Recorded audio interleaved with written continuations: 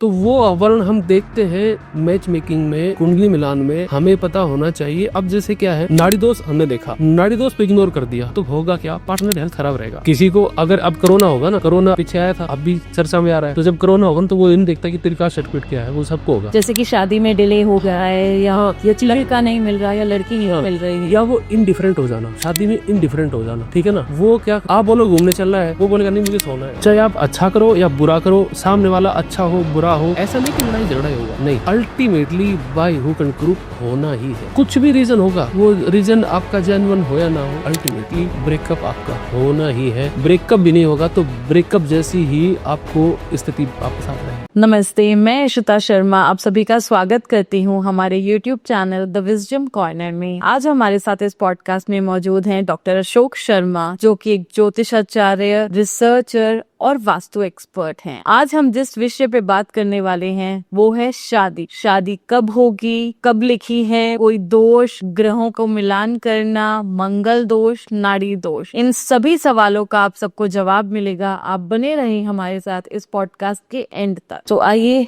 मिलते हैं डॉक्टर अशोक शर्मा से, जिनके साथ हम बहुत ही महत्वपूर्ण विषय पे बात करने वाले हैं, जो कि है मैरिज। तो डॉक्टर अशोक शर्मा, नमस्कार। नमस्कार।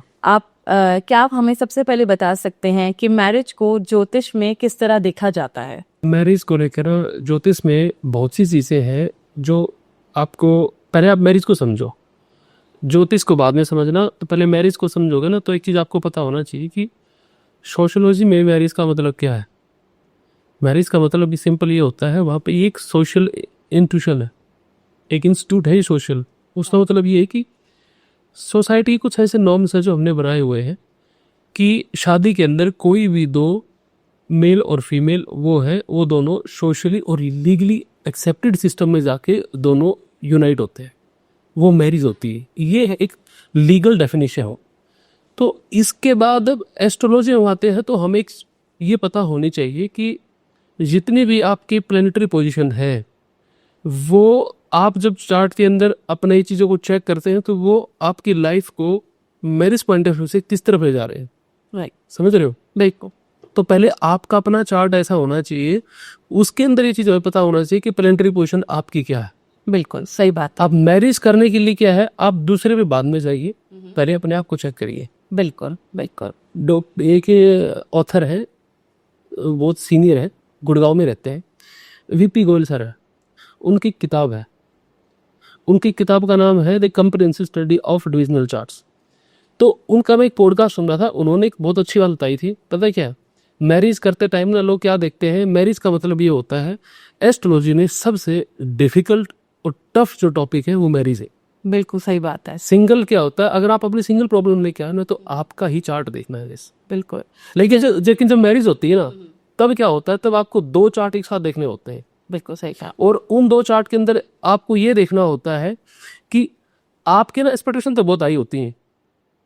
आपको दूसरे के बारे में, तो मान लो उन्होंने एग्जांपल क्या दिया, वीपी गोयल सर ने, कि एग्जांपल ये दिया, एक आदमी है, वो खुद, पता है, मैं 12th में या ग्रेजुएशन में उसके मार्क्स आते हैं 80%, लेकिन वो दूसरे से एक्सपेक्ट कर रहा है, जब शादी करता है तो कहता है ये 100% होना चाहिए। सही बात है।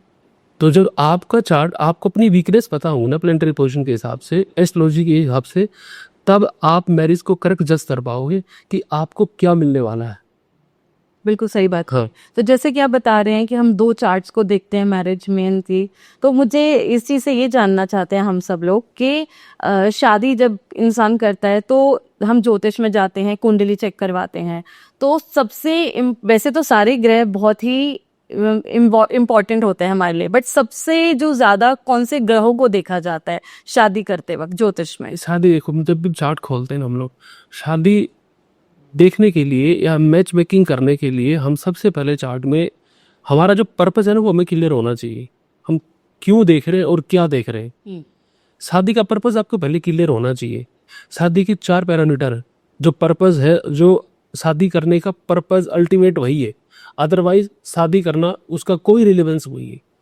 पहला है आपका हेल्थ, स्पाउस का हेल्थ रहेगा, मतलब उसकी लॉन्जिट्यूडिटी भी आ गई, उसकी उम्र भी आ गई, दोनों में उसकी एज कितनी आ रही है। मान लो किसी की एज 30 साल आ रही है, 40 साल आ रही है, शादी करते डेथ हो गई, तो आप उस चार्ट में क्या देखोगे? बाकी चीज़ों को आप पैसा देख रहे हो, सब कुछ देख रहे हो, उसका कोई रिलेवेंस नहीं है अगर उसकी लाइफ ही नहीं है तो। राइट। दूसरी चीज़ आप उसमें ये देखोगे, प्रोजनी, चाइल्ड का, चाइल्ड बर्थ, उसकी प्रोजनी या संतान का उसके चार्ट में कॉम्बिनेशन है या प्लेनेटरी पोजीशन सपोर्ट करता है, ये अल्टीमेट गोल है मैरिज का।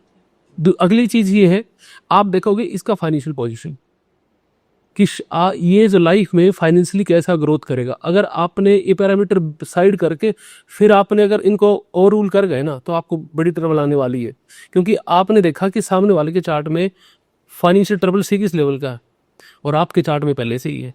राइट। और फिर जब शादी हो गई ना, तो मतलब ये मान के चलो दोनों फाइनेंशियली डैमेज हो जाएंगे। तो इसके अलावा एक और पॉइंट है, एक पॉइंट ये है कि उसका मैरिज को लेके उसका जो एटीट्यूड है या अप्रोच है या उसका क्या कंडक्ट रहने वाला है, क्या उसकी मेंटेलिटी है, क्या बिहेवियर है, जो कि हम असेंडेंट से देखते हैं। ये 4 चीज़ें आपको पता होनी चाहिए। बिल्कुल बिल्कुल सही बात है। मेरा दूसरा सवाल ये है कि जैसे कि आपके हिसाब से ग्रहों को ज्योतिष बहुत ही ज़रूरी रोल प्ले करते हैं मैरिज में, ठीक है, बट जो आजकल के युवक हैं, यंगस्टर्स हैं, वो ये कुंडली मिलान, ये सारी चीज़ें ज़रूरी नहीं समझते हैं। तो इस पे क्या मतलब क्या चीज़ इस पे होनी चाहिए कि उन लोगों को देखना चाहिए, नहीं देखना चाहिए, किस तरह से? चार्ट देख के शादी करो या ना करो, शादी हुई ये रियलिटी है। राइट। ठीक है ना? आप शादी में जो नहीं जाते हो, ठीक है, आप वहाँ जाके खाना खाते हो नहीं खाते हो ये कोई मैटर नहीं, शादी में गए ना, बस वही है। आप किसी चीज़ को डिलाई कर दो ना, तो इसका मतलब ये नहीं कि चीज़ होती नहीं है। और कोई आपको ये नहीं कह रहा कि आप शादी के लिए कुंडली मैच करो ही नहीं तो आपकी लाइफ खतरे में है। लाइफ से उसका मतलब नहीं, इसका मतलब ये है अगर आपने चार्ट मैच नहीं किया है तो आप अपने खुद के साथ रिस्क ले रहे हो। राइट। जो अगर आपके पास एक साइंस, एक टूल है ऐसा कि आप एटलीस्ट उससे पता कर सकते हो कि प्रोबेबिलिटी क्या है, क्या पॉसिबिलिटीज है मैरिज को लेके, प्लानिटरी पोजीशन क्या बता रही है, तो इससे आपको ये फायदा होगा कि आप कुछ अपने डिसीजन बड़े ही सोच समझ कर लोगे। और मैच मेकिंग में होना देखो क्या है, अगर हम कुंडली मिलान करें, कुंडली मिलान का देखो 2 चीज़ें हैं। ऐसा भी नहीं होता है कि कुंडली मिलान करने से शादी बढ़िया चलती है, और ऐसा भी नहीं होता कि बिना कुंडली मिलाए शादी हो गई तो खराब हो जाती है, ऐसा भी नहीं होता। नहीं, कुंडली मिलान बाद में है, पहले हम अपना खुद का चार्ट देखते हैं। फॉर एग्जाम्पल, अगर मेरे चार्ट में कोई ट्रबल है, मेरे को ये मान के चलो कि मेरे कैरियर में ट्रबल है, ठीक है, और शादी हुई, हाँ। शादी के बाद तो आपकी ट्रबल तो पहले से थी।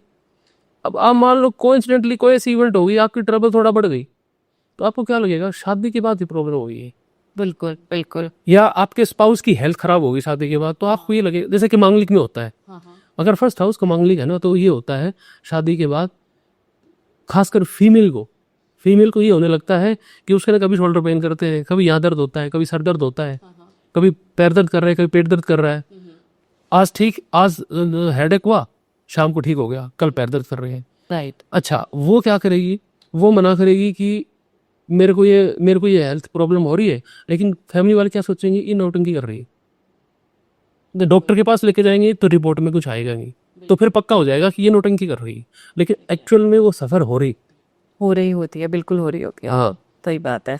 तो जैसे कि अब आपने बताया कि हेल्थ पे रिलेट करता है, तो ये काम पे भी करता है, लाइक जैसे कि शादी हुई, ठीक है, हमने ग्रहों के हिसाब से मिलान करके करी, लेकिन जैसे नौकरी चले जाना, आगे बिजनेस, मतलब अपनी प्रोफेशनल लाइफ में सही ना रहना, वो भी कहीं ना कहीं मैरिज से रिलेटेड होता है, मतलब ज्योतिष से रिलेटेड होता है कि ग्रहों से रिलेटेड ऐसा नहीं होता है, लेकिन इतना भी नहीं होता है कि सब कुछ हम स्पाउस के ऊपर डाल दें, लेकिन होता है इसलिए है, कुंडली का हम 7th हाउस देखते हैं, जो भी प्रपोज के लिए, सॉरी, बिजनेस के लिए, पार्टनरशिप, एसोसिएशन, जो एग्रीमेंट्स होते हैं, सोसाइटी में हमारा रेपुटेशन क्या है, ये हम 7th हाउस से देखते हैं, और स्पाउस को हम 7th हाउस से देखते हैं।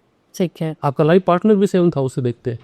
तो अगर वो खराब है तो आपकी मैरिज तो डिस्टर्ब है ही, तो ये बाकी चीजें हैं ना, ये भी खराब है। क्योंकि देखो, वो शादी ये बता रही है, आप थोड़ी देर सोचिए, वो आपका पार्टनर है, ये साइड कर दीजिए, आप ये देखिए कि इस आदमी का रवैया क्या, पार्टनर को लेकर, वो बिजनेस पार्टनर का क्या रवैया। हाँ। अगर उसका बिजनेस पार्टनर के साथ रवैया खराब है तो पार्टनर के अपने घर पे जो पार्टनर है उसके साथ भी उसका रवैया खराब है, बिल्कुल उसके साथ ऑटोमेटिकली ऑटोमेटिकली। तो आपको जिस जिस आदमी का घर पे रिलेशन अच्छे नहीं है हाउस के साथ, उसके बिजनेस में भी रिलेशन अच्छी नहीं है, बिल्कुल क्योंकि हाउस वही है, प्लेनेट वही है। बिल्कुल बिल्कुल बिल्कुल सही बात है।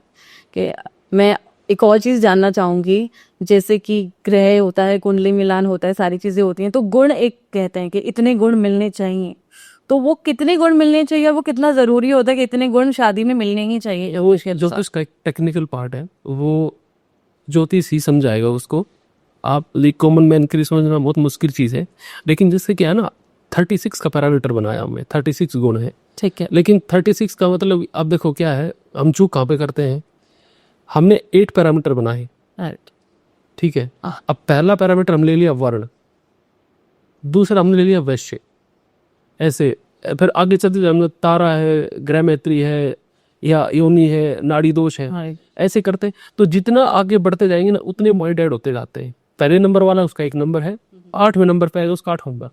ठीक है। तो सबसे सीरियस लेवल का जो ट्रबल है ना वो नाड़ी दोष, नाड़ी उसके 36 में से हाईएस्ट पॉइंट 8 है।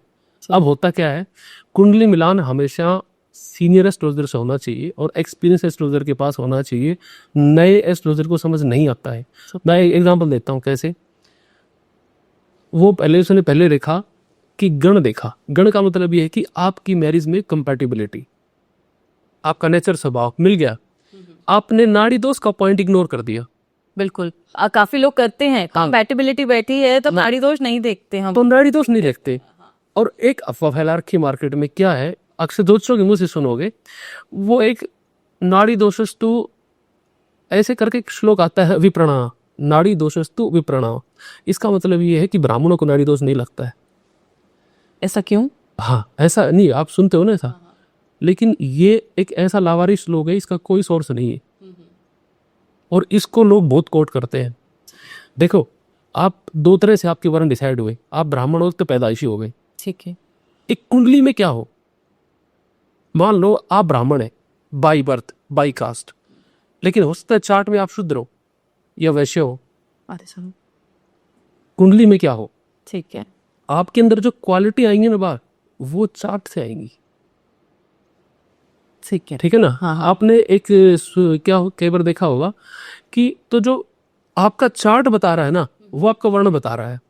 तो वो वर्ण हम देखते हैं मैच मेकिंग में, कुंडली मिलान में, हमें पता होना चाहिए। अब जैसे क्या है, नाड़ी दोष हमने देखा, नाड़ी दोष पे इग्नोर कर दिया, तो होगा क्या, पार्टनर हेल्थ खराब रहेगा कंटिन्यू। अच्छा, आप लाइफ में मेडिकल बिल भरने के लिए तैयार रहिए। मैं ये नहीं कह रहा कि डैश होती है कि क्या होता है, लेकिन वो तो अलग चीज़ है, वो तो बाकी रेस्ट ऑफ प्लैनेट की पोजीशन क्या है उस पर डिपेंड करेगा। लेकिन आपको डॉक्टरों के चक्कर तो काटने हैं नाड़ी दोष की वजह से। नाड़ी दोष में। और ये ब्राह्मण को भी लगता है। अच्छा, कोई ब्राह्मण अगर भ्रम में है, देखो कैंसर किसी को होगा ना तो वो ये नहीं देखती कि ब्राह्मण है कि शूद्र है। बिल्कुल। किसी को अगर अब कोरोना होगा ना, कोरोना पीछे आया था, अब भी चर्चा में आ रहा है, तो जब कोरोना होगा ना तो वो ये नहीं देखता कि तेरी कास्ट सर्टिफिकेट क्या है, वो सबको होगा। बिल्कुल। ये चीज़ है। तो दूसरा मैं ये पूछना चाहती हूँ, जैसे आपने नाड़ी दोष का बताया, तो ये नाड़ी दोष बच्चों से रिलेटेड होता है या हेल्थ से रिलेटेड होता है? जैसे आपने बताया कि हेल्थ से रिलेटेड होता है। नाड़ी जो है ना, वो आपकी सर्वाइवल के लिए है, सर्वाइवल फील होता है कि आपकी जिंदा रहने की क्षमता कितनी है। ये कुछ से रिलेटेड है, आपसे रिलेटेड, बच्चों से रिलेटेड नहीं है। ठीक है। वो तो एक बाई प्रोडक्ट है। बाई प्रोडक्ट कैसे हो गया, आपकी जब हेल्थ खराब है तो प्रोजनी मतलब बाई ये मान के चलो कि डिफॉल्ट वो चीज़ ना वहाँ पे डिस्टर्ब हो जाएगी। तो डायरेक्ट अगर इम्पैक्ट है तो आपकी खुद की हेल्थ पे, खुद के सर्वाइवल पे है। तो नाड़ी दोष बच्चों से कोई संबंध नहीं है, ये केवल और केवल 2 जो मेल फीमेल होंगे उनके चार्ट से रिलेटेड है बस। ठीक है। और कितने गुण, अब मैं जानना चाहूंगी कि कम से कम मिलने चाहिए शादी में? गुण का ना आइडियली लोग बोलते हैं 18-20, गुण का कोई मतलब नहीं है। समझ रहे हो, गुण आपके 10 मिलते तो भी शादी बढ़िया चलेगी, और 36 मिले तो भी शादी टूट जाएगी। रीजन ये होता है, देखो आपकी कुंडली में लिखा है कि आप चोर हो, मेरी कुंडली में लिखा है चोर है, दोनों 36 गुण मिल गए हैं। हाँ। लेकिन अल्टीमेटली दोनों चोर है। दोनों चोर।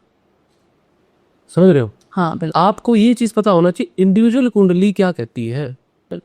उसकी अपनी पोजीशन बताएगी आपको। गुण बलान तो सेकेंडरी है, बहुत सेकेंडरी है। पहले प्राइमरी है कि आपका अपना चार्ट क्या कहता है। आपका चार्ट कह रहा है आपके चार्ट में अच्छा फाइनेंस है, अच्छा करियर जॉब है, ठीक है, आपके पास आपकी हेल्थ भी अच्छी है, तो इसका मतलब एक चीज कंफर्म हो गई ना, शादी आप करोगे तो भी और अकेले रहोगे तो भी आपको ये तीन चीजें लाइफ में मिलनी है। समझ रहे हो? समझ। तो आपने गुण बुलान किया, अब मान लो अब कुंडली किसी साथ मैच कर ली और उस कुंडली में आपको मिल गया 10 गुण, हाँ तो आपने तो उसको डिनाई कर दिया। आप डिनाई करो ना करो, आपकी लाइफ में ये तीन चीजें आएंगी। बिल्कुल, एक से बिल्कुल।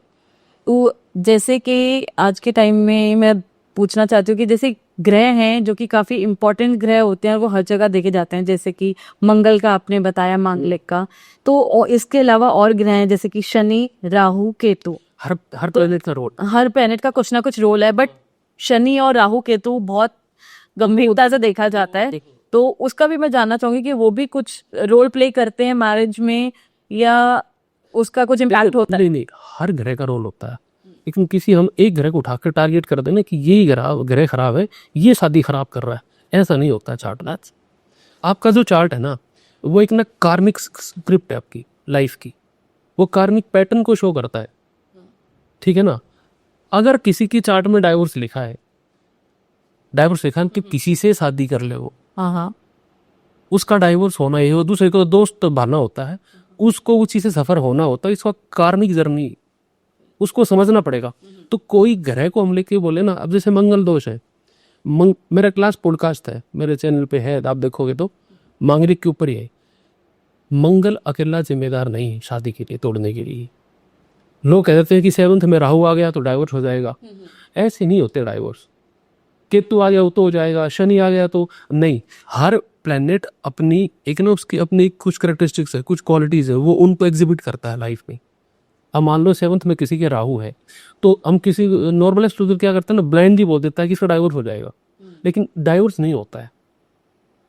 लाइफ में चीजें पैरेलल चलती है। अब कैसे चलती हैं?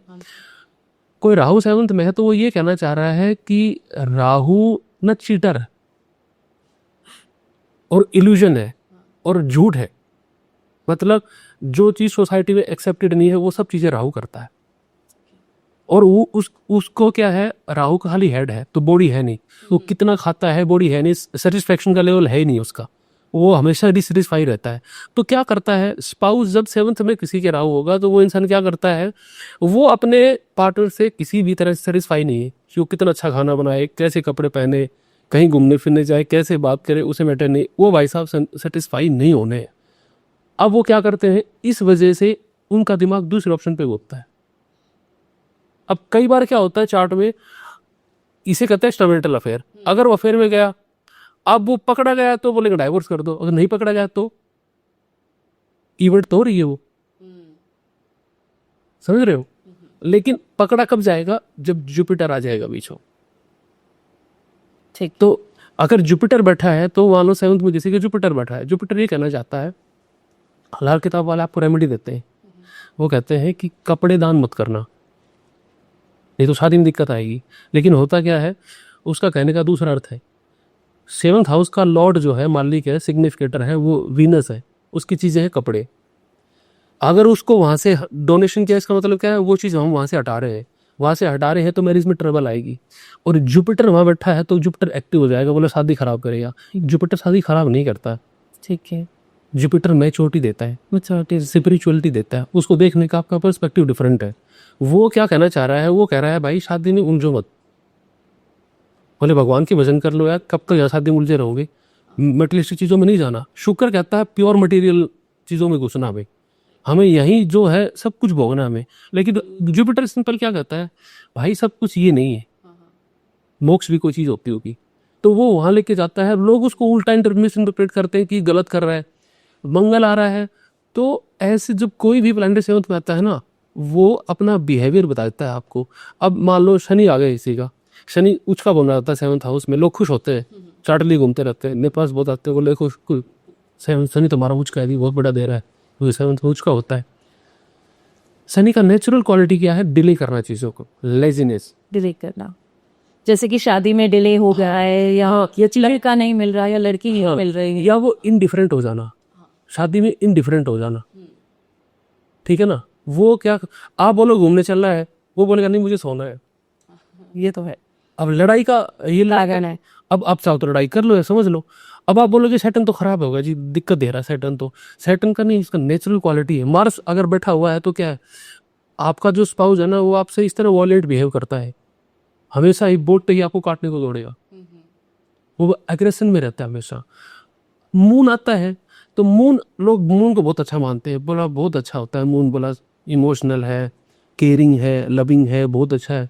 लेकिन मून का एक सबसे बड़ा खतरनाक क्वालिटी ये है, जिसका भी मून किसी की भी कुंडली में बिना चार्ट देखे, आप देख लो अपना अपना घर पे, किसी का मून किसी भी घर में जहाँ बैठा हुआ है उस हाउस में, आपको परेशानी है, लाइफ परेशानी रहेगी। रहेगी। ऐसा क्यों है? क्योंकि वो तो बहुत शांत ग्रह बताया जाता है।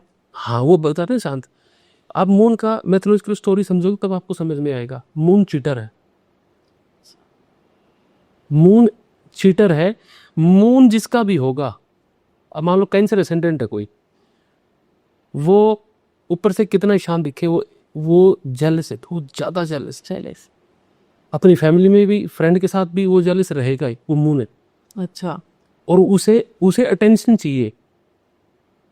तो जिसका सेवंथ मून है ना, वो स्पाउस बोलता है मुझे अटेंशन दो। अगर आपने अटेंशन नहीं दिया तो शादी टूटे कगार पे आएगी।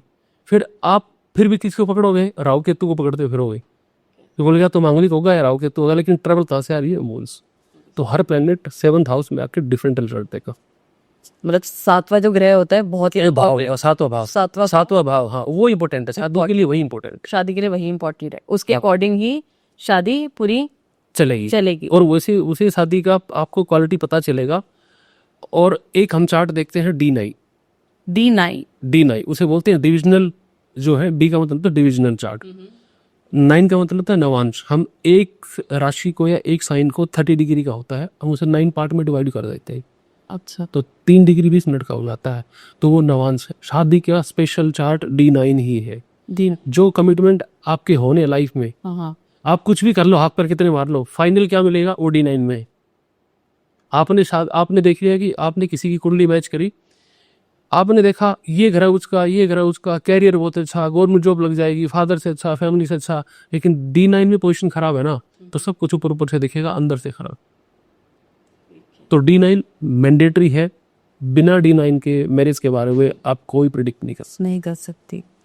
तो जैसे कि आपने बताया कि ग्रहों के बारे में कितने महत्वपूर्ण हैं, कि बहुत ज़्यादा इंपॉर्टेंट रोल प्ले कर रहे हैं हम सबकी ज़िंदगी में, और इसी पे डिपेंड करती है शादी। तो जैसे कि शादी अगर इस पर डिपेंड करती है, तो मैं ये पूछना चाहूँगी, तो ये जो ग्रह होते हैं, ग्रह ही डिसाइड करते हैं कि हमारी लव मैरिज होगी, अरेंज मैरिज होगी, या कोर्ट मैरिज होगी? जैसे आप देखो ना, या भाग कर शादी करेंगे। देखो एस्ट्रोलॉजर का काम, आप समझो पहले एस्ट्रोलॉजर का काम क्या है। उसका काम भविष्यवाणी करना नहीं होता। एस्ट्रोलॉजर का काम वो एक अलग चीज़ है। मार्केट में आजकल लोग भविष्यवाणी के नाम से पैसे कमाते हैं, या मैं भी कमाता हूँ, सब कमाते हैं, लेकिन एस्ट्रोलॉजर का काम भविष्यवाणी करना नहीं होता है। उसका काम यह होता है आपके चार्ट के अंदर वो चीज़ देखे, आपकी सोल है ना, आपकी सोल के पॉइंट ऑफ व्यू से देखे आपको, कि आपकी सोल जब से बर्थ हुआ है और जब से आपकी डेथ होनी, इस पॉइंट से इस पॉइंट तक जाने में वो किन किन चीज़ों से गुजरेगी, और कौन कौन से कर्मा उसको पे ऑफ करने हैं। आपको आपका ब्रदर मिल रहा है, मदर फादर मिल रहा है, सब कार्मिक है। आपका चार्ट आपको बोलता है सब चीज़ें। अब जैसे मान लो आपका 5th का लॉर्ड 7th में आया, तो आपका पार्टनर पास लाइफ का है, तो वो आपके साथ ऐसा बिहेव करेगा, आपको उसके सिम्टम आएंगे नजर इस लाइफ में, वो आपके साथ ऐसा बिहेव जैसे फ्रेंड होता है, आपको लगेगा नहीं कभी स्पाउस हो। समझ गया? आपके 12th में चंद्रमा आ गया किसी के, तो मान लो किसी फीमेल के है, तो इसका मतलब ये होता है कि उसने 24 ईयर के आसपास सुसाइड किया है पास्ट लाइफ। अच्छा। और वो इस लाइफ में यहाँ पे आई है, और वो सिम्टम इस लाइफ में दिखेंगे आप उस बच्ची में या उस बच्चे में। अब फीमेल के केस में तो वो बच्ची जब पैदा हुई ना, देखना वो 6-7 साल की जब बड़ी होगी, तो लगभग 18 साल तक क्या रहेगा, वो डरेगी और बार बार रिपीट करेगी। सपने में भी ऐसा बोलेगी मेरे को कोई मारना चाहता है, या उसे मरने से इतना डर लगेगा बार बार, क्यों मारना दे, कोई मारना दे, क्यों।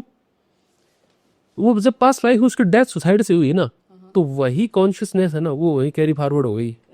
तो जैसे कि आपने ग्रहों के बारे में इतना सब कुछ बताया कि ग्रह इतने ज़रूरी होते हैं, इतनी चीज़ों में हमारी मदद करते हैं, तो एक और चीज़ मैं पूछना चाहती हूँ। जैसे कि आपने एक्स्ट्रा मैरिटल अफेयर बताया था के बारे में बताया, ठीक है, और तो मैं एक और चीज़ जानना चाहती हूँ, जैसे किसी किसी की ज़िंदगी में दूसरी शादी लिखी होती है, सेकेंड मैरिज, चाहे वो किसी भी रीज़न से हो, तो वो भी ग्रहों की वजह से ही होता है।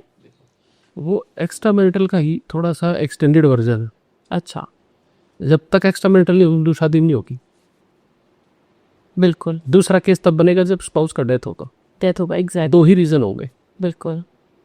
तो जब दूसरे रीजन में अगर डेथ नहीं है स्पाउस की और फिर हो रहा है, तो वही कॉम्बिनेशन है जो एक्स्ट्रा मैरिटल में जाएगी। अब जैसे आपका जैसे राहु आ रहा है फॉर एग्जाम्पल, शादी के लिए लोग ना 7th हाउस को ही देखते हैं, लेकिन कुंडली का ना हर हाउस है कंट्रीब्यूट करता है। अब मान लो 5th हाउस भी करता है, 5th हाउस भी शादी के लिए, लेकिन वो शादी नहीं है, वो केवल अफेयर तक है। अच्छा, 5th हाउस से अफेयर का होता अफेयर शुरू होता है 5th में, शादी जाके कन्वर्ट होती है 7th हाउस में। है, 7th हाउस, ठीक। हाँ, आपका 2nd हाउस है वो भी आपके स्पाउस का है, आपकी फैमिली का हाउस है। तो अगर आपका मान लो 7th हाउस कितना ही अच्छा हो, 7th में चाहे राहु बैठा हो, केतु बैठा हो, कोई बैठा हो, उससे कोई फर्क नहीं पड़ेगा। अगर आपका 2nd हाउस खराब है, समझ रहे हो, या आपके 5th हाउस गड़बड़ हुआ, तो इसका मतलब क्या, आप गलत आदमी को चुन लोगे। ये भी ग्रह करवाते हैं गलत। ये भी हाँ, तो मान लो 5th हाउस में आपके राहु है या मेलेफी कोई भी, चाहे केतु है राहु, उसे केतु आ गए थे तो केतु ब्रेकअप देगा ही देगा। चाहे आप अच्छा करो या बुरा करो, सामने वाला अच्छा हो बुरा हो, ऐसा नहीं कि लड़ाई झगड़ा ही होगा, नहीं, ultimately by hook and crook होना ही है। कुछ भी रीजन होगा, वो रीजन आपका जेन्युइन हो या ना हो, अल्टीमेटली ब्रेकअप आपका होना ही है। ब्रेकअप भी नहीं होगा तो ब्रेकअप जैसी ही आपको स्थिति वापस आती रहेगी, शादी करने के बाद भी। जी, सही बात है। हाँ, तो वो है, इसलिए एक्स्ट्रा मैरिटल केस में आप ये मान के चलो कि जो एक्स्ट्रा मैरिटल वाले जो सिनेरियो है ना, वही आपको सेकंड मैरिज में लेके जाता है। वैसे तो प्लानिटरी कॉम्बिनेशन तो कई है, बहुत से बनते हैं, लेकिन आप इनको मान के चलो कि बस ये है कि 5th अच्छा होना चाहिए, 2nd अच्छा होना चाहिए। ठीक है, अगर ये 7वें के साथ ये दोनों खराब हो गए ना, तो सेकंड मैरिज जाना पड़ेगा फिर आप। अच्छा, हाँ, ओके। तो अब एक चीज मैं पूछना चाहती हूँ, जैसे आज के टाइम में जो हमारे युवक हैं, अपने करियर को लेकर, अपनी प्रोफेशनल लाइफ को लेकर बहुत ही ज्यादा सीरियस हैं कि पहले हम सेटल हो जाएं फिर उसके बाद शादी करेंगे, जिससे क्या होता है, शादी डिले हो जाती है, लेट हो जाते हैं एज में शादी करने के लिए। तो वो भी कुछ रीजन होता है, या मतलब डिले ना हो, कोई चाहता है कि टाइम से हो जाए, ढूंढ हो जाए। देखो उसमें क्या है, बट तब भी डिले हो। देखो इसमें दो चीजें हैं। एक तो है कि आपका ओवरऑल मंडेन सिनेरियो क्या है। मंडेन का मतलब ये है कि भाई ओवरऑल मान लो आप इंडिया में रह रहे हो, तो इंडिया में अभी ट्रेंड क्या है शादी का, एक तो उस पर डिपेंड है। ये इसे बोलते हैं देश काल पात्र, ज्योतिष के बाद साहब। तो यहाँ जो देश है, इस देश में मान लो शादी हो रही है 30 की एज में, तो हम उसे लेट नहीं कहेंगे, ठीक है। अभी जैसे यूएस का थोड़ा कल्चर आ रहा है, तो लोग 40 तक भी शादियां कर रहे हैं, डॉक्टर्स का स्पेशली होता है, ठीक है ना। या कई लोगों को ये रहता है कि मैं पहले सेटल हो जाऊं, कैरियर में अच्छा पैसा कमा लूं, उसके बाद करूं। नहीं, देखो आपका चार्ट का ना कॉम्बिनेशन तय करता है आपका। अब कैरियर, आपने बोला कैरियर, तो आपका कैरियर का हाउस है ना, वो डिसाइड करेगा। मार्स हो गया, मंगल हो गया, 2 प्लेनेट मेनली, ये मेन प्लेनेट है आपके चार्ट के। सन आपकी गवर्नमेंट जॉब का है, तो सैटर्न है, ये प्लेनेट तय करता है आपका कैरियर कब शुरू होगा। अगर इनकी कैरियर लेट शुरू कर रहे हैं और फिर आप ऊपर से आपका 7th हाउस भी खराब है या 5th भी खराब है, तो आप शादी में या अफेयर में इन्वॉल्व तब होंगे जब आपका कैरियर सेट होगा। नहीं, बट जैसे कोई तो जेन्युइनली ही ढूंढ रहा होता है और मिल नहीं रहा होता, तो वो उसका कारण वो वाला कॉम्बिनेशन है। जैसे मान लो अब सैटर्न है तो अब क्या होगा, सैटर्न के केस सैटर्न तो नेचुरली डिले करता है। 7th में सैटर्न है तो भी डिले करता है, 1st हाउस में है तो भी डिले करता है, या सैटर्न का आस्पेक्ट कहीं से आता है तो भी डिले करता है। राहु अब कहते हैं ना, राहु सेपरेशन करा रहा है या डाइवोर्स करा रहा है, नहीं, राहु कई बार आपके एंगेजमेंट को ब्रेक करवाता है, डिले करवाने का। जैसे केतु है, केतु वो ब्रेक करवा देता है। अरे हाँ, जैसे कि रिश्ता होता है, रोका होता है, बट वो टूट जाता है। क्या होता है, दो प्लेनेट होता है ना, राहु और केतु। इसे केतु जब कभी आपका रिश्ता ब्रेक करवाएगा ना, तो आपको रीजन समझ नहीं आएगा। आप 4 साल से बात कर रहे हो, 2 साल से बात कर रहे हो, सामने वाला अचानक आपका नंबर ब्लॉक कर देगा। अचानक से। ये केतु। राहु है, राहु अलग तरीके से ब्रेकअप करेगा। राहु क्या बोलेगा, आप बात करोगे तो बात करेगा, टाइम नहीं देगा, या आपको झूठ बोलेगा, होगा यहाँ पे बताएगा मुंबई में हूँ। ठीक है, आपके साथ मतलब आपको फैक्ट्स सामने आने नहीं देगा, आपके साथ झूठ बोलता रहेगा, चीटिंग करता रहेगा। आप खुद ही बोलोगे पीछा छोड़ो मेरा, लेकिन केतु वाला साइलेंट तरीके से फील कर देगा, समझ ही नहीं आएगा हुआ क्या है। अब सैटर्न वाला है, सैटर्न वाला जो भी है कोई, वो क्या है, उसकी रीजन ये है, वो प्रैक्टिकल ज़्यादा होता है, वो रोमांटिक नहीं होगा, ज़्यादा प्रैक्टिकल है और ज़्यादा मैच्योर है। तो कुंडली ये दिखा सकती है कि शादी सफल होगी या नहीं होगी, और नहीं होगी तो उसके कुछ उपाय। हाँ, देखो शादी सफल होने के लिए मान लो आपका D9 है, आपका 7th हाउस। देखो दो चीज़ देखी जाती है शादी के लिए। सबसे पहली नंबर 1 जो चीज़ आएगी वो आएगी आपका 7th हाउस कुंडली में, और 7th हाउस और फिर नवांश कुंडली। आपका 7th हाउस का लॉर्ड या जो मालिक है या जो नंबर लिखा हुआ है उसका जो लॉर्ड है, वो अगर नवमांश में अच्छी प्लेसमेंट में सही स्थिति में चला गया तो सक्सेसफुल मैरिज होगी।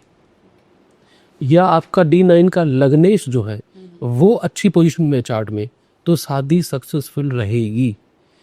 इसके अलावा प्लेनेट की बात करें ना, तो फीमेल के लिए हम लोग देखते हैं मंगल, और मेल के लिए देखते हैं वीनस। मिलकर देखते हैं वीनस। हाँ, तो मेल का चार्ट जब भी हम देखेंगे तो उसमें देखेंगे कि वीनस का पोजीशन क्या है, और फीमेल का चार्ट देख रहे हैं तो उसमें देखेंगे मंगल का प्लेसमेंट कैसा है। ये दोनों डिसाइड करेंगे। अगर इन पर कहीं पर भी जुपिटर का कनेक्शन आ रहा है, तो आप कितने घोड़े दौड़ाना, कितना राहु केतु बीच में आ जाए, डाइवोर्स नहीं होने देगा। रो के दिन काटने पड़े लेकिन डाइवोर्स नहीं होने देगा। जुपिटर का जो एस्पेक्ट है ना इतना स्ट्रॉन्ग है। तो ये अगर आपका D9 में भी जा रहा है, अगर ये चार्ट पे देख रहा है ना, तो शादी को सफल बना के छोड़ेगा, अंत तक चलाएगा।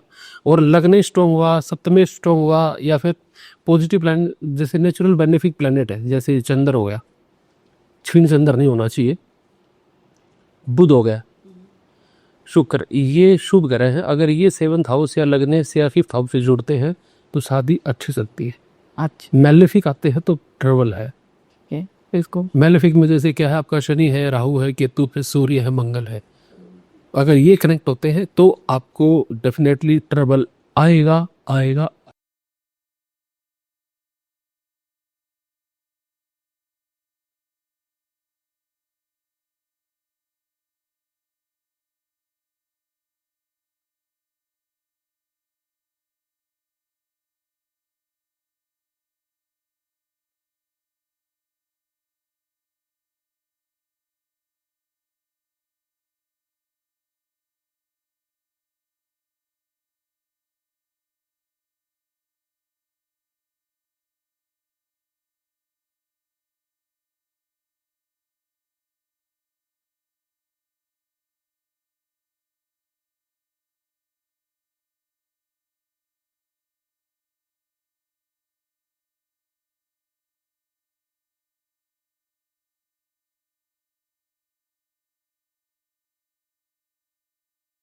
जैसे शुक्र है या शुक्र की राशि, तो इसका मतलब, क्योंकि शादी का नेचुरल लॉर्ड वीनस है, D9 का जो लॉर्ड है वो भी वीनस है, शुक्र ही। शुक्र। अगर वो वहाँ पे 6th हाउस में लॉर्ड है या प्लेस्ड है, तो शादी से रिलेटेड आपके बहुत बड़े पेंडिंग कर्म है, और वो आपको इस लाइफ में शॉर्ट आउट करने हैं। और वो अब उसके अंदर जो साइन लिखा हुआ है, अब मान लो वहाँ पे लिखा हुआ है 2 नंबर, और यही शुक्र आपका चला गया 8th हाउस में, तो आप ये मान के चलिए आपका जो पार्टनर है ना, वो दिखने में कितना भी शरीफ दिखेगा, लेकिन वो बहुत ज़्यादा अग्रेसिव नेचर का है और वो आपके लिए लाइफ में आपको डिस्ट्रॉय करेगा। अब रेमेडी किसकी करोगे आप? उपाय आप पकड़े बैठे हो वहां पे आप मंगल राहु केतु को ढूंढ रहे हो, लेकिन कल्प्रिट कौन है? शुक्र। और शांति से बैठा हुआ है। आप शुक्र का रेमेडी करोगे। अब नक्षत्रा पे मैं जाना नहीं चाहता, नक्षत्रा बिल्कुल डीप डाइविंग है। नक्षत्रा पे जाओगे तो बिल्कुल पिन पॉइंटेड रेमेडी आ जाती है और आपका रूट कॉज ही पता चल जाता है आपको।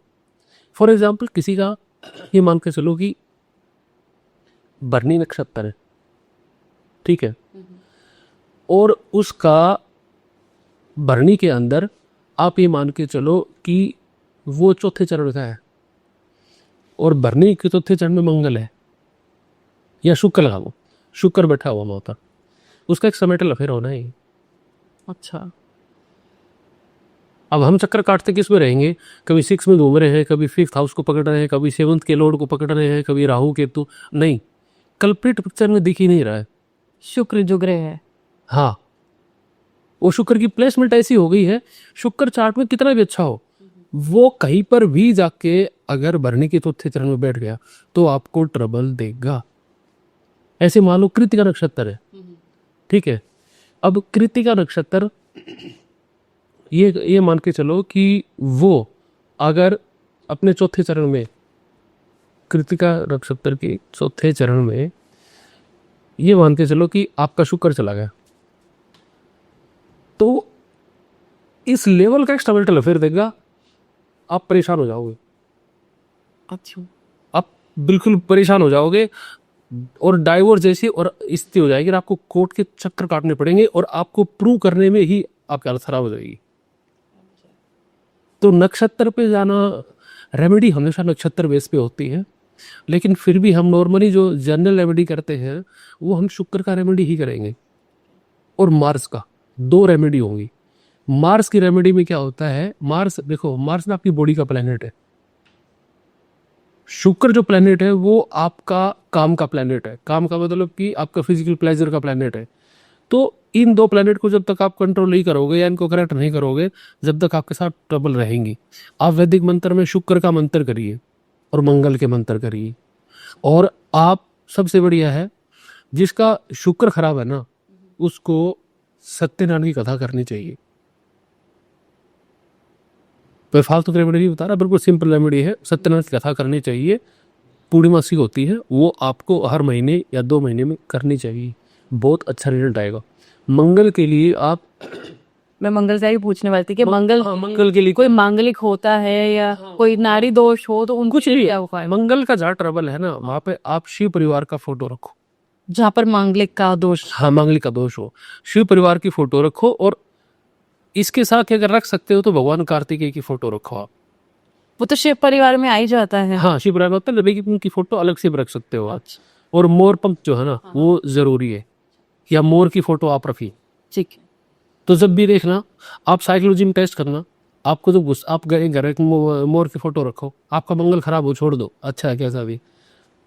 आप जब भी कभी उस पे होगे ना, गुस्से में होगे, आपका जब भी आपका पारा चढ़ा हुआ हो, आप उस फोटो को 1 मिनट देखें, शांत हो जाएगी। हाँ, मैं एस्ट्रोलॉजिकली में साइकोलॉजिकली बता रहे हैं। अच्छा, और ऐसा क्यों? उस इमेज का ऐसा प्रभाव, प्रभाव ये है कि भगवान कार्तिकेय जो मोर है वो भगवान कार्तिकेय का, भगवान कार्तिकेय जो लॉर्ड है वो मंगल के देवता है, और भगवान कार्तिकेय भगवान शिव के पुत्र है। तो इसलिए वो भगवान शिव की फैमिली में है और उनकी फोटो अलग से रखी जाती है। ये उसका रेमेडी। जिस जो भी मांगलिक है या मंगल का प्रॉब्लम है, उसको मोरपंख रखना चाहिए या भगवान कार्तिकेय का या शिव परिवार का फोटो रखना चाहिए और उसी की उपासना करनी चाहिए। उसके लिए मास्टर रेमेडी है। और नारी दोष का? नारी दोष का एक ही रेमेडी है, जब कुंडली मैच करो हाँ, तो नाड़ी दोष देखो। नाड़ी दोष है तो शादी मत करो, नारी दोष है तो शादी नहीं चला, शादी मत करो, रेमेडी कुछ नहीं। रेमेडी नहीं। क्योंकि काफी आजकल हमने सुना है कि नारी दोष की पूजा कराने से सब कुछ आगे ठीक रहता है शादी में, तो ऐसा मतलब ये मिथ है? ये एक तरह का मिथ है। अब जैसे वास्तु होता है, वास्तु में लोग आपको ना, वास्तु का फंडामेंटल एक साइंस है कि स्ट्रक्चरल कहाँ पे अगर चीजें गलत है ना, तो उसका रेमेडी हर जगह नहीं होगा। वो लोग कर देते हैं, ठीक है, कभी ये टांग दिया, बर्फ लगा दिया, रेड के कपड़े लगा दिया, पीली टेप लगा दी, कलर बदल दिया, इनसे कुछ नहीं होगा। ये वैसा ही नाड़ी दोष है, सिर्फ स्ट्रक्चरल प्रॉब्लम है, फंडामेंटल प्रॉब्लम है, तब ये रेमेडी काम नहीं करेगी। इसका एक ही रेमेडी है, आप शादी करो तब अपनी कुंडली मिलान कर लो। शादी आपने कुंडली बिना मिलाई करी है, भगवान पे छोड़ दो, अब जो होना है वो। सही बात है। बस रेमेडी, ज्योतिष में कोई रेमेडी नहीं है, बिल्कुल। कहीं किताब में कोई रेमेडी नहीं है, आप अपने भगवान भरोसे है, ये है। तो अब जो आजकल के युवा हैं, आप उनको क्या बताना चाहोगे ज्योतिष को लेकर और शादी को लेकर? क्या उन्हें देखना चाहिए या नहीं देखना चाहिए? नहीं, देखो क्या है, शादी जिनका ज्योतिष पे भरोसा है या नहीं है, जो भी है, लेकिन पता क्या है, आप कभी किसी स्टोरी से मिलो तो पता है, चार्ट को एक बार देख के आप अपनी प्रेडिक्शन तो सुन लो, और पीछे की स्टोरी सुन लो से एक बार। उससे पीछे की स्टोरी सुनो पूरी, कि बचपन कैसा गुजरा है, क्या हेल्थ इशू रहे हैं, फैमिली में क्या एनवायरमेंट रहा है। तो आप ज्योतिष को मानो ना मानो से क्या फ़र्क पड़ेगा, आपके साथ वो इवेंट हुई है ना, तो जब आगे हो रही है तो ना, पीछे हुई है तो आगे भी होंगी। और आपको देखो, लोग ना, मैं बताता हूँ आपको, मेरे को लगभग 16 साल हो गए एस्ट्रोलॉजी में। लोग भले कहते हो, बड़े बड़े पढ़े लिखे लोग कहेंगे आपको ज्योतिष अंधविश्वास है, हम नहीं मानते, ये गलत होता है, कुछ नहीं होता, टाइम खराब है। जो आदमी पब्लिक में खड़ा होकर ज्योतिष का आलोचना कर रहा होगा ना, अकेले में आपसे आके मिलेगा और फोन पे कंसल्टेशन लेगा, और बाहर कहता फिरेगा ज्योतिष बकवास है, ज्योतिष कुछ भी नहीं है। आप समझ रहे हो? हाँ। आपको देखना, कई लेडीज मिलेंगी, वो ऐसे ज्योतिष को वो करेंगे, ज्योतिष को अपने आस पड़ोस में देखना कभी, वो बोलेंगे हम ज्योतिष को नहीं मानते, वो नहीं मानते, पैर में काला धागा बांध रखा है। आप समझो, एस्ट्रोनॉमी है, उसमें भरोसा नहीं है। ये सन है, मैं बोल रहा हूँ कि सन लाइट दे रहा है, इसमें भरोसा नहीं है। मून में भरोसा नहीं है, मार्स प्लैनेट से भरोसा नहीं है, काला धागे में भरोसा है। तो आप समझते उसकी बुद्धि का स्तर क्या है। लेकिन कहते हैं कि काला धागा तो लोग पेट दर्द की वजह से, पेट से रिलेटेड इशू के लिए, अरे भाई, इशू कुछ भी हो, वो आपकी बुद्धि को बता रहा है कि आपको फिजिक्स तो समझ आ नहीं रही है, और अब काले धागे के बारे में बता रही हूँ कि ये साइंटिफिक है जी। आप समझो, आपने बोला कि मून है, मून का 28 डेज का साइकिल है, ठीक है, तो आपकी बॉडी का जो वाटर है वो मून की मूवमेंट के साथ कनेक्टेड है। तो उसमें जब चेंज आएगा, जब मून बढ़ रहा है, कृष्ण पक्ष में मून बढ़ता आ रहा है, तो आपकी बॉडी के अंदर चेंज आ रहे हैं, आपको नहीं पता है। ये फिजिक्स की बात कर रहे हो, एस्ट्रोनॉमर फिजिक्स की बात कर रहे हैं। उस मून की ग्रेविटेशनल फोर्स आपकी बॉडी के पानी को भी अपने हिसाब से हिला रही है। अच्छा, उसमें भरोसा नहीं। अब मैं ये कह दूं कि ये मून जब बढ़ रहा है, घट रहा है, इसके साथ बॉडी के अंदर जो लिक्विड है, आपके पानी है, उसमें चेंज आ रहा है, उसकी वजह से आपके हार्मोनल चेंज हो रहे हैं और आप इमोशनली चेंज हो रहे हो। ये साइंटिफिकली प्रूव चीजें हैं। अच्छा, उसमें भरोसा नहीं है और काला धागा बांध रखा है, उसका एक एक्सप्लेनेशन नहीं है, एक लॉजिक नहीं है। राइट। तो ठीक है ना, आप मानो या ना मानो, उससे कोई फर्क नहीं पड़ता। लेकिन मेरा एक ये रिक्वेस्ट रहता है सभी से कि आप एस्ट्रोलॉजर से एक बार मिलो, आप एक बार कंसल्ट कर लो, शादी से पहले एक बार कर लो, बाद में मत करना। अच्छे एस्ट्रोलॉजर से किसी से भी करो, जो भी आपको अच्छा लगता है उनसे आके मिलो, अपनी एक बार शादी से पहले कराओ। अब आपको लोग ये क्वेश्चन भी कर सकते हैं, पहले ज़माने में तो नहीं होता था जी। पहले जमाने में तो नहीं होता था।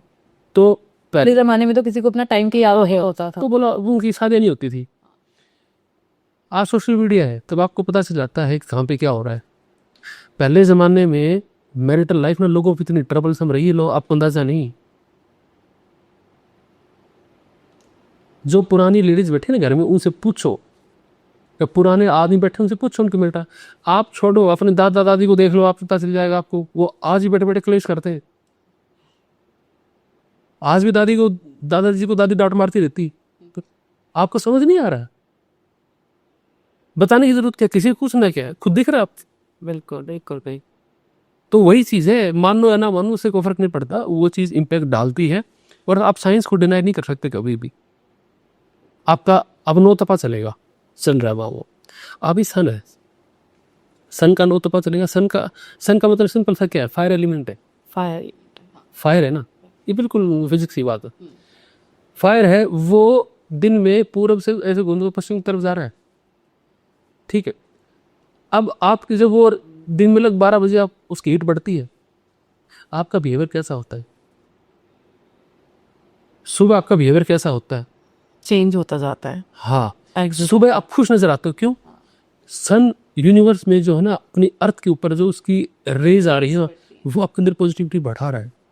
लेकिन शाम को सन सेट हो रहा तब तो शाम को फिर- आपको शाम को 4 बजे कुछ खाने को चाहिए ना। हाँ बिल्कुल।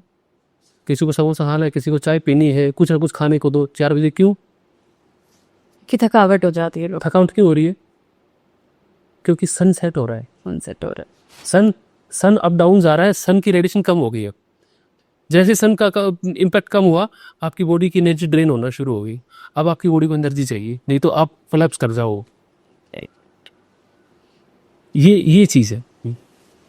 तो कुछ एक क्वेश्चन मैं पूछना चाहूंगी आपके पर्सनल लाइफ में रिलेटेड कि आपकी जो कोई मतलब कोई ऐसी मेमोरी हो या कुछ इंटरेस्टिंग कुछ मेमोरी रही हो आपकी लाइफ में जो कि आप सब साझा रहना चाहते हैं, जैसे मेरे पास ऐसे केसेस है, मेरे पास ऐसे केसेस बताते हैं मेरे पास। केसेस। मैं आपको ऐसे ऐसे केस बता दूं, मतलब लिटरली पता क्या है, कुछ प्रिडिक्शंस के मामले में ना, जो मेरे को जानते हैं, जो मेरे चैनल पे है, लोग जानते हैं मेरे को, मेरी 2-3 चीज़ों के मामले में मैं प्रिडिक्शन बड़ी ब्लंट होती है।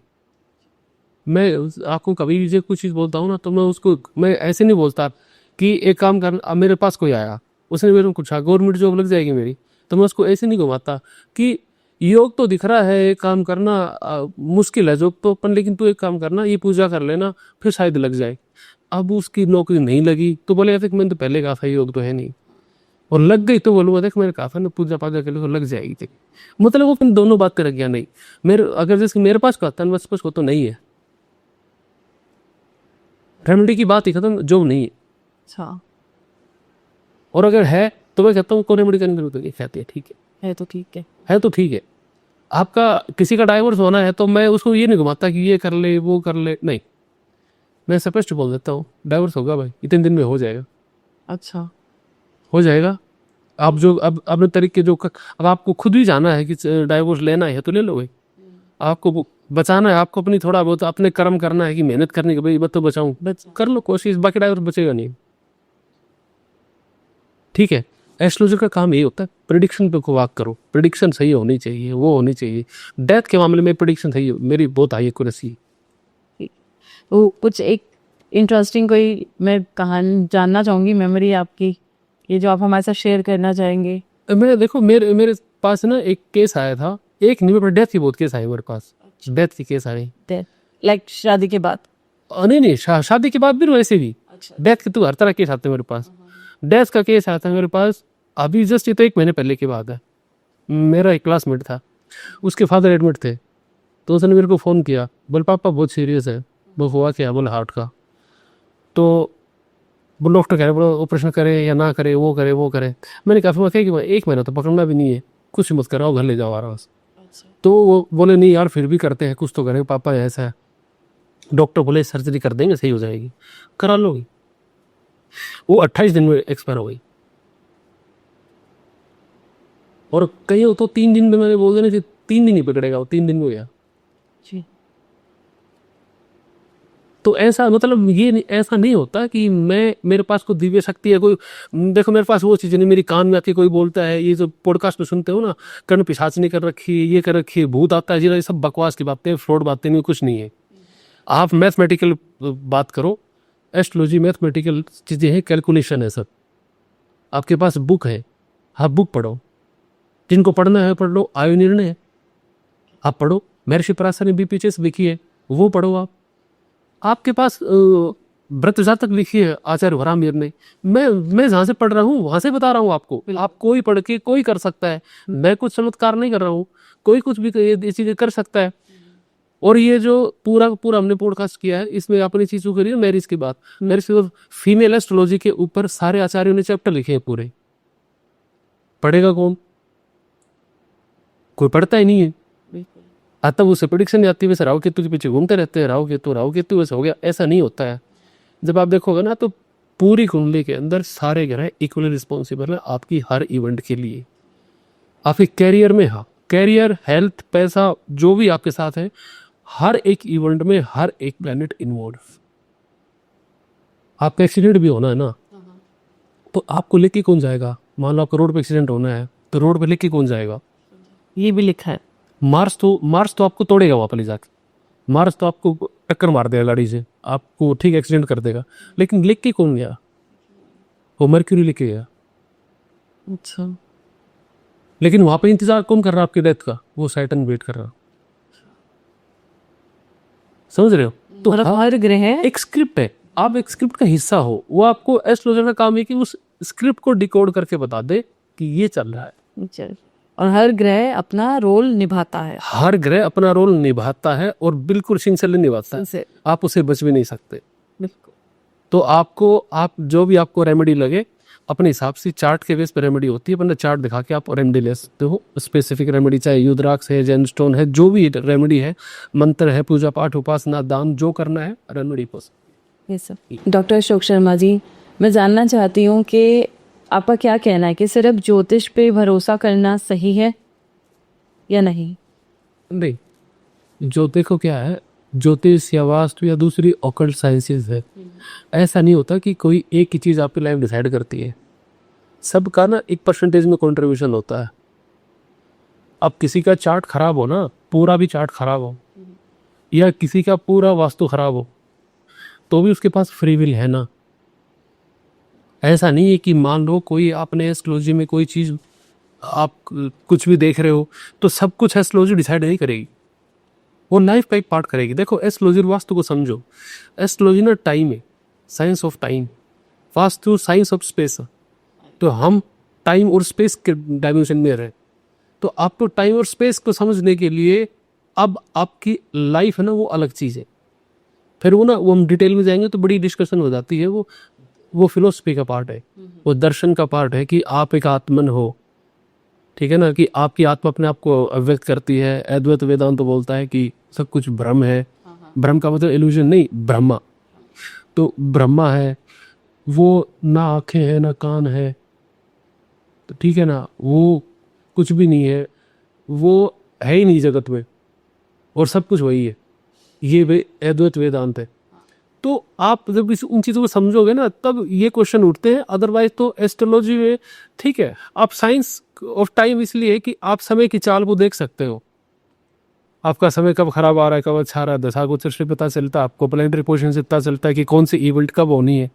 लेकिन मैं कहूँ कि सब कुछ ही एस्ट्रोलॉजी से होता है तो फिर गलत हो जाएगा, और सब कुछ वास्तु से भी नहीं होगा। आपके पास फ्री विल है ना, तो फ्री विल पे काम करोगे आप। आपका ये मार के चलो कि 33% एस्ट्रोलॉजी काम करती है लाइफ में, 33% आपका वास्तु, 33% आपकी फ्री विल है, आपकी डेस्टिनी है। आप उसको प्रारब्ध बदल ही नहीं सकते, क्योंकि जो आपकी किस्मत में लिखा है वो मैं आपका जवाब आप मिलकर बदल लो। कैसे बदलोगे? करो रेमेडी, क्या करो? नहीं कर सकते आप। आपके बच्चे आपको मिल गए, आप नहीं कर सकते। आपको जो रंग रूप मिला, जो शरीर मिला, बदल लो, क्या बदलोगे आप? आपके हाथ में नहीं है वो चीज़। तो ये है कि अगर एस्ट्रोलॉजर सब कुछ बदल सकता तो फिर इसको बदल लेता, लेकिन ऐसा नहीं है। नहीं है। हाँ, कोई ये चीज। तो मेरा आखिरी सवाल ये रहेगा आपसे कि आप आजकल के युवा को शादी और ज्योतिष के लिए क्या सलाह देना चाहेंगे? नहीं, शादी ज्योतिष के लिए सिर्फ यही है कि शादी से पहले देखो 2-3 चीज़ें आप चार्ट में चेक कर लो। जैसे क्या है, मैंने शुरू में बताई थी जो पैरामीटर आपको। शादी के लिए कुंडली मैच करवाओ एक बार। मैं ये नहीं कह रहा कि मैच मेकिंग प्रॉपर करवाओ कि आप 36 गुण मिले कि नहीं। मैच मेकिंग का मतलब है कि दोनों चार्ट को एनालिसिस कर ले कि दोनों चार्ट अगर यूनाइट होते हैं तो अल्टीमेटली आउटकम क्या आने वाला है, ये आपको पता होना चाहिए। और आप लाइफ में एस्ट्रोलॉजी से कुछ भी मत करो, मत जाओ एस्ट्रोलॉजर के पास, लेकिन मैरिज के मैटर में एक बार कर लो, बहुत ज़रूरी है। रिस्क नहीं ले सकते। रिस्क नहीं ले सकते, क्योंकि फिर कल आप एक दूसरे को दोष दोगे कि मेरी लाइफ आपकी वजह से खराब हुई, वो आपको दोष देगा मेरी लाइफ आपने खराब कर दी। ये कॉमन प्रॉब्लम है मैरिज की, क्योंकि कोई ब्लेम एक दूसरे पर लगा सकता है लेकिन एक्सेप्ट कोई नहीं करेगा। तो पहले आपको एक रफ आइडिया जरूर मिल जाएगा, रफ तो क्या पूरा प्रॉपर ही मिल जाता है, लेकिन आप ये कह लो कि एक आइडिया आपको मिल जाता है कि आपकी मैरिज लाइफ की जो जर्नी है वो किस तरफ जा रही है और उसका फाइनल आउटकम क्या हो। बस ये चीज़। मैं आशा करती हूँ कि आप सभी लोगों को आपके सारे सवालों का जवाब मिल गया होगा। जो आज इतना महत्वपूर्ण टॉपिक पे विषय पे हमने बात की है, जो कि था मैरिज, शादी। तो अगर फिर भी कोई सवाल, कोई जवाब पूछना चाहते हैं आप, तो प्लीज़ कमेंट बॉक्स में कमेंट करके ज़रूर अपना सवाल पूछिए। हम कोशिश करेंगे कि आपके हर क्वेश्चन का हम जवाब दें, रिप्लाई करें। और मैं धन्यवाद करती हूँ डॉक्टर अशोक शर्मा का शो में आने के लिए और अपना समय देने के लिए। Thank you so much. धन्यवाद। नमस्ते।